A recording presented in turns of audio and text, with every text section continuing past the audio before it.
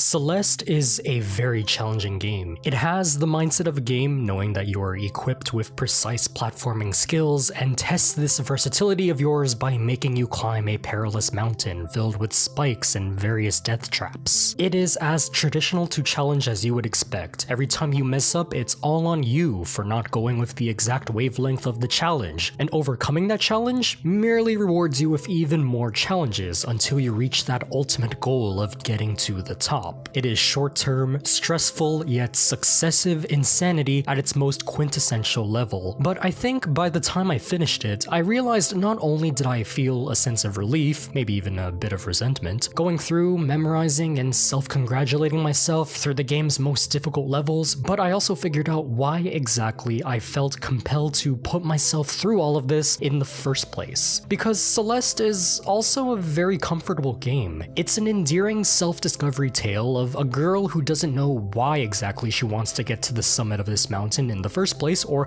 why she manages to move forward despite all of the compromises and foreign dangers that she faces. She's never thoroughly introduced, nor does she narrate a lot of her thoughts and feelings, but instead we get details of her resolve and attitude by talking and interacting with the other characters. Even when she does talk to herself, it's always the physical manifestation of the other, more toxic part of her that has these moments of self-reflection. It pioneers the conflict and physical obstacles of a lot of the levels. The Celeste Mountain in general is presented as an abandoned society, or a place with lingering history, or more spiritually, for all intents and purposes, a place where you learn more about yourself. Celeste manages to grab my attention in a way that a Kaizo game or a game advertised to be patronizingly challenging cannot nearly make me care as much. And that's because there exists a challenge and essential platforming goals to face here, but it's wrapped around the premise of touring the history of the mountain, learning that the playable character with all the cool dashing tricks has some vulnerability and personal struggle to face. You know, it's easy to say that Celeste is great because it's Super Meat Boy with a narrative that gives you feels, but what needs to be done and could be done is regarded in the same level as why you should care about getting it done. Celeste is a challenge that you take comfort in. Just when you're getting frustrated about how precise the game wants you to be, it sutures you back into its greater purpose and reminds you that there is a long-term reason for why you're doing this. It's a game where, after doing several attempts to get through a trap-infested room you were just introduced to, the following room introduces you to a guy who takes selfies and posts them on an actual existing Instagram account. It's a game where finishing a level counts how many strawberries you've collected and missed, yet starting the next level presents a postcard telling you that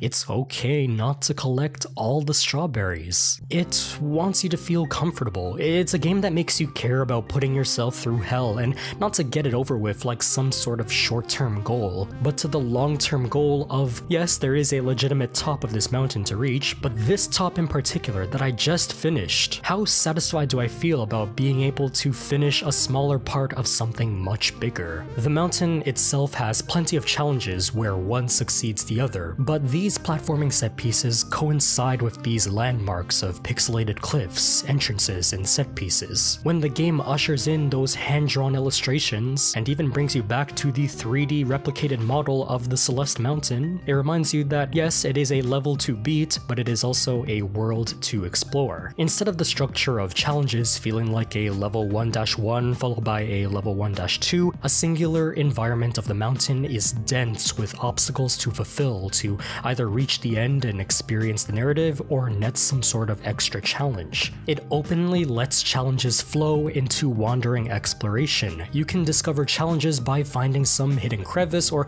along the way of the path leading you forward, but these dedicated challenging rooms just to get a single strawberry are interwoven in such a way that every new part of the environment you find, whether it's optional or part of the way going forward, feels like the way of the path leading you forward. There's no real quota or a limit or an obligation to do these challenges or the challenge separating from the world. They flow with how you traverse the theme of the mountain so well that it doesn't hurt to give them a try. A lot of these challenges are harder and easier than others in inconsistent ways, which, is to be expected, but it's designed in such a way to feel inviting. I felt that challenge or how frustrated or how satisfied satisfied I should be was always dependent on my own pace. But no matter how I chose to assess it, I'm always making progress. I essentially feel like I'm wrapped in a blanket, experiencing what should be the most difficult mousetrap ever created for mankind through the perspective of warm and cold colors, feeling cozy and in your right place to be doing such a thing.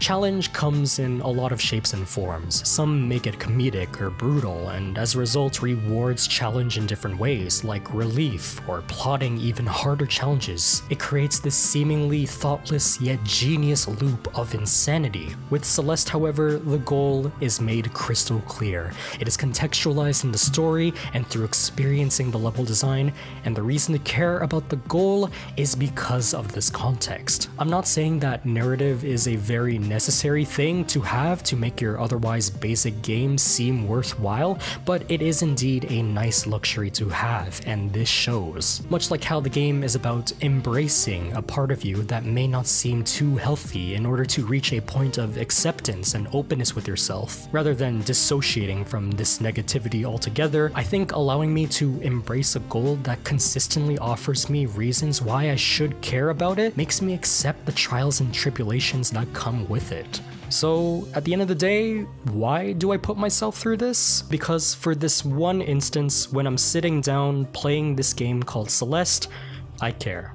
I care immensely. That is once again all I can really say for now, so thank you once again for watching. Matt makes games, and Matt also crosses the line, and this has been Aesthetic Analysis.